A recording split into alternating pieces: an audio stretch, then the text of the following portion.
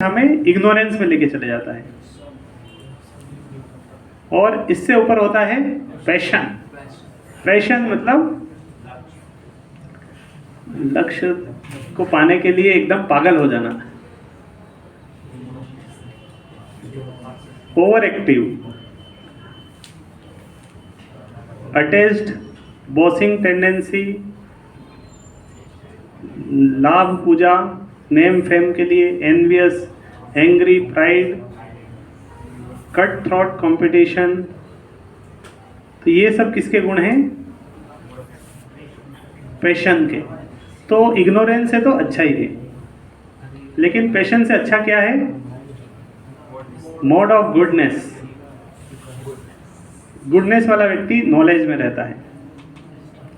तो जो गुडनेस में है वो स्वच्छ रहता है, क्लीनलीनेस। ऐसा नहीं कि चलो ठंड है क्या नहाना आप छोड़ देते हैं, हफ्ते में एक बार या 10-15 दिन में एक बार होगा इस तरह। तो जो तमोगुण है वो तो नहाएगा ही नहीं ठंड में कभी, और रजोगुण वाला नहा लेगा, एग्जाम के दिन नहा लेगा। सतोगुण वाला रोज नहाएगा, ये ठंड में। और गर्मी में सतोगुण वाला सुबह ही नहा लेगा, और रजोगुण वाला नहा लेगा कभी दिन में, और रजोगुण तमोगुण वाला तो उस समय भी उसको नहाने में लेजीनेस होती है, और नहाएगा तो रात में, शाम को, कभी इस तरह। टाइम नहीं, फिक्स टाइम नहीं होता है।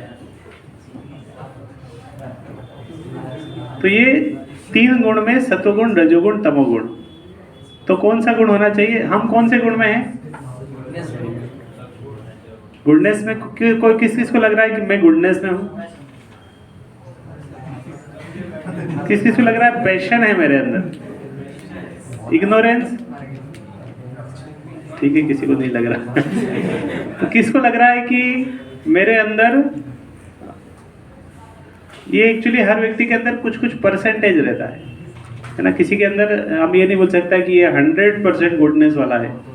इसके अंदर पैशन और इग्नोरेंस बिल्कुल नहीं है। तो हर व्यक्ति के अंदर कुछ परसेंटेज गुडनेस रहता है, कुछ परसेंटेज पैशन रहता है, कुछ परसेंटेज इग्नोरेंस। मान लो अगर एक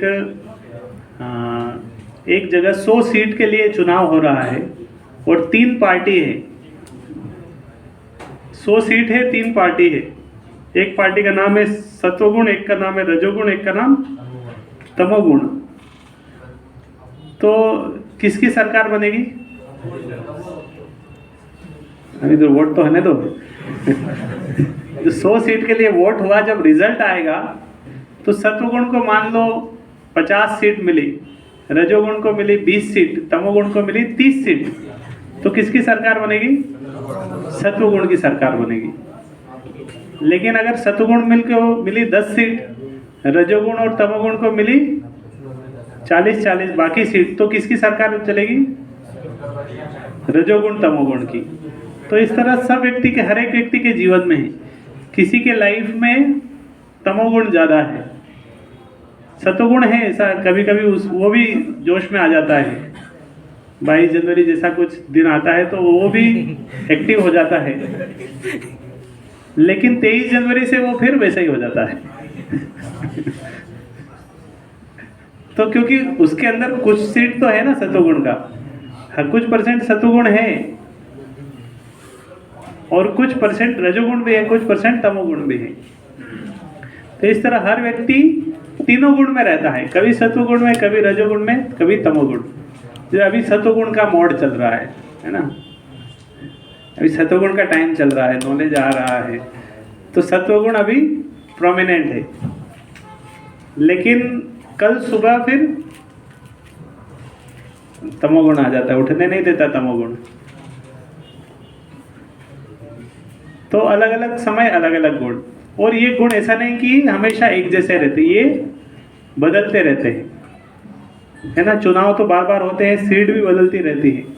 तो जिस तरह हम जीवन जीते हैं, जिस तरह हम संग करते हैं, जिस तरह हम खाते हैं, जिस तरह हम सुनते हैं, जिस तरह आज जो आप जो कुछ भी सुन रहे हैं, ये सुनने से क्या होगा, सत्वगुण बढ़ेगा।